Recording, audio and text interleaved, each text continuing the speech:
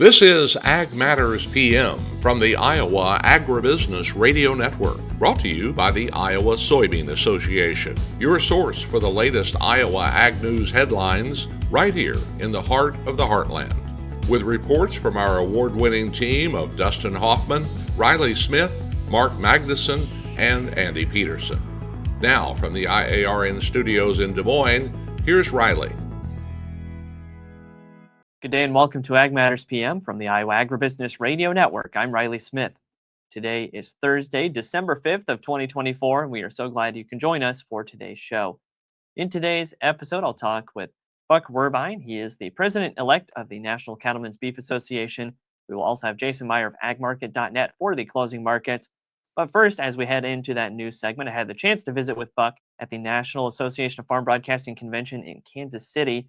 And he's the president-elect of the NCBA. So I talked with him about what he's looking forward to as he serves his term. Buck, thanks so much for taking the time to visit with us today. First off, give us a little bit of your background and what's led you to this position. Sure, happy to be here. I served on Texas cattle feeders. We lived down there for 20 years and then moved back and got involved in Nebraska Cattlemen and then the Beef Council for 8 years, and then got involved with NCBA, and so it kind of moved up at the encouragement of people I respected and admired, older than me and more accomplished than me, and so that's been kind of my journey, and based on a desire to serve an industry and a business I love. Well, and absolutely a massive opportunity to be able to serve. It's been very interesting times recently for the livestock industry in general, cattle specifically. When you're looking at priorities that you want to focus on for that cattle industry in the upcoming year, what are some of the things that jump out to you?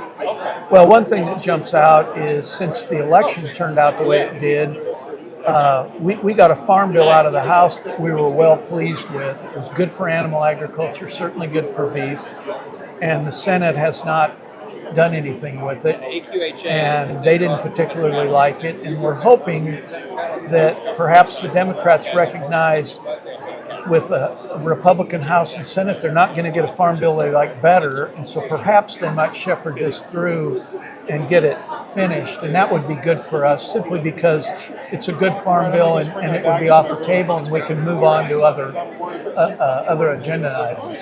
Well, and we know just by the nature of agriculture, it's a pretty nonpartisan thing. Everybody needs to eat. So to have that bill out there, obviously I think it's been a long time in the making to get a new one out. When it comes to specifically on that farm bill, you mentioned you guys were really pleased with what you saw from it. What are some of those top priorities within the farm bill that are really looking good for that cattle industry? Yeah, the farm bill had things in it that we really need, things like money for the vaccine bank and voluntary conservation programs and risk management, things that producers use and help ensure that we will have a consistent food supply, and kept some things out that we didn't need, like what they call the livestock title and so forth. And so it was an interesting farm bill in that for the first time in my awareness, the animal rights, anti-animal agriculture folks were trying to squeeze their way in and get involved in a kind of a sneaky way, I would call it, and we were able to keep that out. And so like I said, the House did a nice job, and so going forward I think we have something that if they could get it passed will work well for everyone. We haven't had a farm bill passed on time in a long time, and this one isn't either, but hopefully we're close. Exactly, and on top of all of that, there's been some economic strains for producers, both grain and livestock. As you get into those times of looking at some of the struggles that those producers are facing, what are some of the things that you're hoping to see get done on top of that farm bill that might maybe ease some of the economic stress that they're going through? Yeah, one of the things that would help the producers is to get the Tax Cut and Jobs Act reissued. That was a signature thing that the first Trump administration got done, and so I'm certain they're going to want to either get it reissued or even improve it. And so all the tax issues are important in that, but it seems to me that the death tax, the estate tax, is the paramount one that can be so hard on families and family operations when you have a changeover. And so we would we would hope to get that done, and would think that we can get that done. And so that's a big priority for all producers. All right, Buck, and lots of great information today for anyone who would like to get in touch with the National Cattlemen and learn more and just keep up to date with those policy conversations. How can they do that? Well, you can Google NCBA or beef.org, and you can get on there and find out what's going on policy-wise. You'll find the people on the staff who are working and the officers, and then also if you want to learn about checkoff items, you can get to that link from there as well. That again was Buck Wehrbein, the president-elect of the National Cattlemen's Beef Association.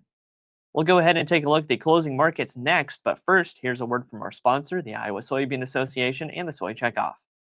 Iowa Soybean Association is driven to deliver for Iowa's 40,000 soybean farmers. We're proud to provide objective agronomic research, a helping hand with soil and water stewardship, and timely industry news powered by the Soybean Checkoff. Learn more at iasoybeans.com.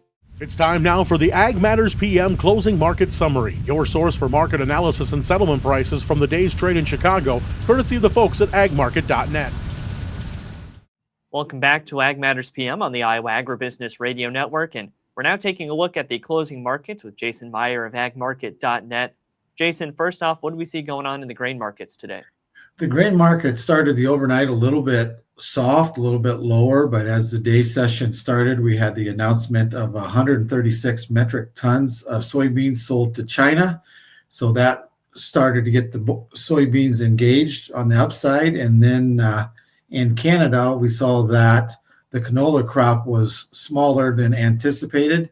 So that really gave a boost to canola oil and ultimately soybean oil. And that led to a nice little rally in the soybean markets today. And I think corn was able to catch a bid on the strength of the soybean export number. And exports for this week continue to be above expectations. So that's really beneficial. And I believe I saw those soybean numbers for this week are the highest we've ever seen for this specific week. So when we look at the strength of those export sales, we've been kind of curious, especially with the political climate, on just how long that demand is going to continue. But right now, it's looking pretty good. That's for sure. I think China, in this past year, they bought a lot of soybeans from Brazil, but Brazil's cupboards are basically empty at the moment. So the rest of the world has to come to the U.S. as a supplier of soybeans. And I think that bodes very well and very much is helping to support the market from dropping much farther than where we are right now. All right, and then looking at the livestock side of things, how did cattle and hogs trade today? Cattle markets were down pretty hard today, but we're pretty volatile. Weekly sales were a little bit below what we saw last week, and then hog numbers. So hogs are up a little bit today, but we got a lot of volatility in the hogs. Managed funds have almost a record long position, so they can do whatever they want on any given day. And it feels like that's what we're seeing in the livestock markets, where maybe the fundamentals aren't necessarily dictating market direction at the moment. And of course, being near the holiday season as well, they should get a little bit of uptick for that demand, right? Especially as everybody's getting ready for their Christmas meal. Are they going to be buying a nice chunk of ham or a nice chunk of beef? So that should help support the markets as well.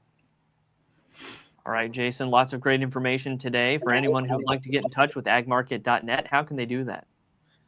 Check us out at agmarket.net and give myself or one of my teammates a call, and we'll be happy to speak with you. All right, great talking with you as always, Jason. We look forward to getting more great market analysis soon.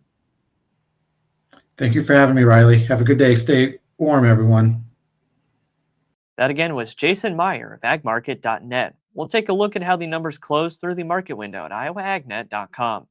March corn up 5 even at 435 even. January soybeans up 10 even at 993 3/4. January soybean meal down 80 cents at 291.10. Soybean oil up 89 cents at 42.31. Chicago wheat up 10 even at 558 and a quarter. Kansas City hard red wheat up 10 even as well at 552 and a half. Minneapolis spring wheat up 9 even at 598 and a half. March oats down 14 and 3/4 at 364 even. On the Merc, December live cattle down $1.40 at 186.97. January feeders down $2.02 at 254.92. December lean hogs down 7 cents at 82.42. Pork cutout went unchanged at 91.77. And December Class 3 milk down 19 cents at 18.79. And that's been a check of the markets here on Ag Matters PM. That also brings us to the end of today's episode. You can find all of our content on our website at iowaagnet.com. Also follow us on social media at Facebook, X, LinkedIn, and TikTok, and find our video content as well as previous episodes of AM PM on our YouTube channel. Don't forget as well to check out our morning, midday, and closing market podcasts, as well as the Iowa Ag Matters podcast and Pods of Potential. Find those on your favorite podcasting service at Apple, Amazon, Spotify, or Podbean, and as always on our website at iowaagnet.com. From the Iowa Agribusiness Radio Network studios in Des Moines, I'm Riley Smith. On behalf of Mark Magnuson, Andy Peterson, and Dustin Huffman, we thank you for watching. This has been Ag Matters PM.